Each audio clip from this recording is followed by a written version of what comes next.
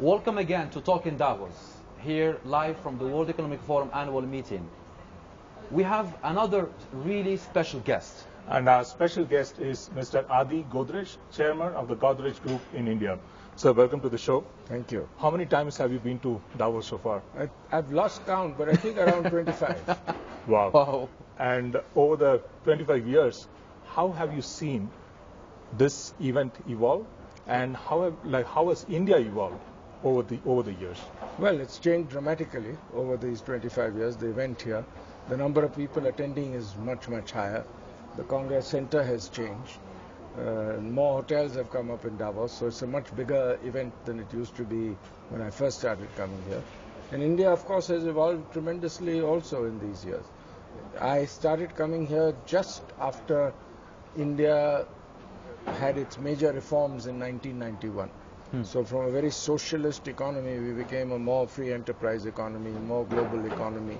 And India has dramatically changed. When I first came here, hardly anybody spoke about India. Nobody even mentioned India much. There weren't too many sessions around India, which has changed quite a lot. Now there are quite a few sessions around India. People talk about India. Now, of course, India has evolved into the fastest growing major economy in the world. So this year, for example, there's a lot of attention on India. And from that, your experience, you changed a shift in how India is perceived here in Davos.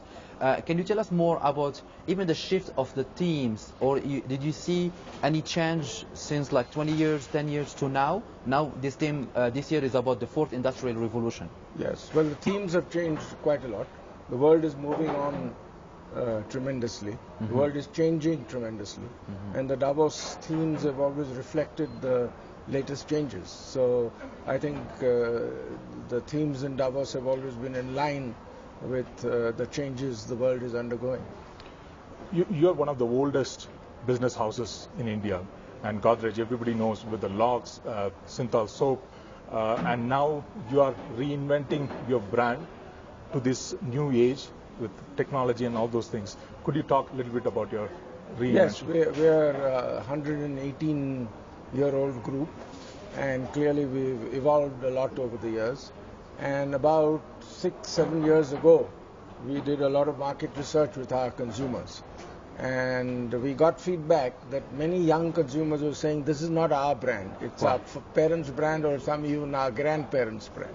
So that woke us up, and we decided to represent the brand. A lot of people thought we were connected with products that were low technology, like locks and soap that you mentioned. But we also have very high technology products. We, for example, supply to the Indian space program, we supply to the Indian nuclear program. A lot of our even consumer products have high technology. So we decided to reposition the brand. We worked out the same logo which was used, which was my grandfather's signature, which was used over the 118 years, was repositioned in a standard color format. People were using it in different colors, and we reached out to our employees, we reached out to our consumers, and research now shows that a lot of young people identify well with the brand. Sure. In fact, I like the new color scheme. That's very, very youthful. Yeah. And you also do a lot of work targeting the rural masses, and there were some really high impact products that you created, and one of them is Chotu Cool. Yes. Which is a refrigerator. Yeah. Can you talk a little bit about Yes, so we designed Chotu Cool with Professor Christensen advising us, and it's a refrigerator which doesn't need electricity, which is very economic to purchase, and it is quite popular in rural areas. It's also now being redesigned slightly to be able to keep some pharmaceutical products like vaccines, etc. And so that it's available all over the country. It's been quite successful, and we've had many other innovations which are very successful. One of our most successful innovations has been what we call Good Night, which is our household insecticide brand, Fast Card. It's a piece of paper which you put on a saucer, burn for 3 minutes, and the room will be mosquito free for 6 hours. I see. And it costs only 1 Indian rupee.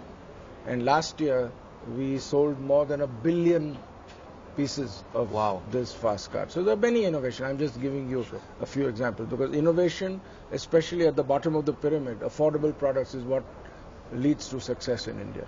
And what does innovation mean to you? How do you define innovation? Well, new ideas, new presentations, how to make sure that in a low-income country like India, more people can afford your products, more people will buy them, more people will use them, and improve their style of life. So, I mean, listening to you, I see that you have really a successful business, but behind that successful business, there is a successful businessman. So, from your leadership journey, what advice can you tell the millennials and the global shapers watching us live? Well, I think first of all, you must be patient. Success doesn't come overnight, and success is always accompanied by some failures. Yes. So patience is very important. Learning to pick yourself up when you're not doing too well is extremely important. I think integrity is very important. A lot of people identify integrity as just financial integrity. But I think intellectual integrity is very important. Sure. To do what you say. And the most important thing to my mind, especially for people who are starting businesses, is that the word we is much more important than the word I. Teamwork is very important. Sure. And India is now going through a startup revolution. You see a lot of younger entrepreneurs coming, and there are new platform type business models, Snapdeal, Paytm, a lot of new models coming.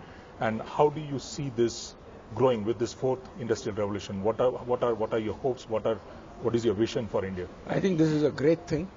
India has always been a very entrepreneurial country in the past, but we had 4 decades of socialism, which to a certain extent killed entrepreneurship in India.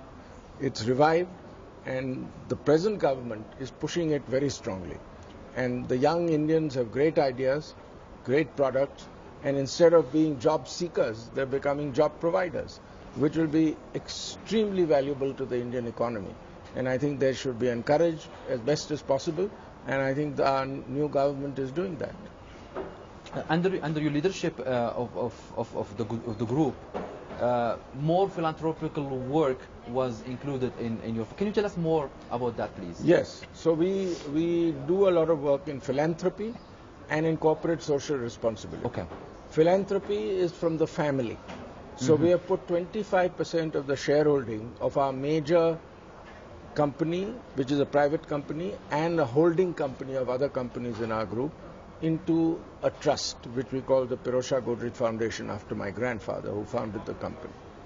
And this is where we do philanthropy, education, healthcare, environmental causes, and many other. We also have a very strong corporate social responsibility program, which the companies do.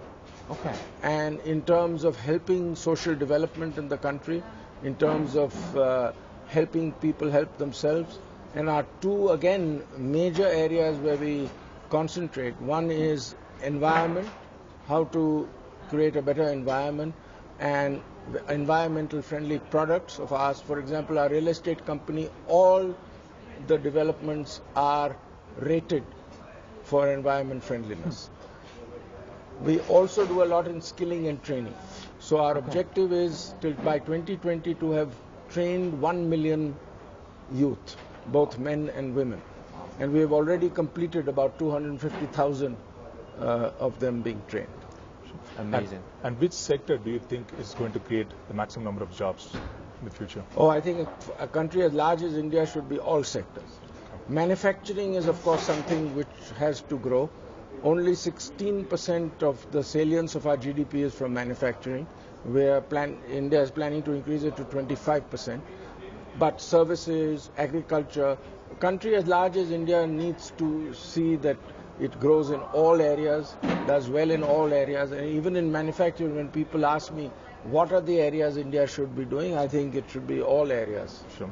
And this entrepreneurship spirit that India has, which you spoke about, is that possible to replicate that even in the school curriculum at an early age? Because people come out of education and to realize that education is of no use in their current jobs. And how do we bring more relevance, education and the jobs, bridging the gap between these two? Very much so. I think we should teach young people the potential of entrepreneurship at an early age. We should put a lot of emphasis on it, and we should have a lot of emphasis in the education program also on skilling and training. Unfortunately, in India, people who are skilled and trained, say a plumber or electrician, are not as well respected as in some countries in Europe, for example, Germany, Switzerland, etc. We should provide an environment where they are well respected by society, they can contribute a lot, and the Indian economy is short of such people. So it will be a win-win situation, a virtuous cycle being created. Mr. Gur, my last question is, who inspires you? Sorry? Who inspires you?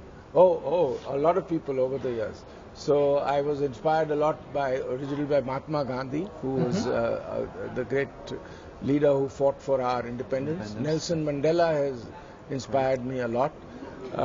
Jack Welch, we had a joint venture with General Electric in our appliance division for some years. I was a great admirer of Jack Welch, who used to head GE in those days. Yeah. Margaret Thatcher from the UK, who changed the UK from a socialist direction to a successful free enterprise economy.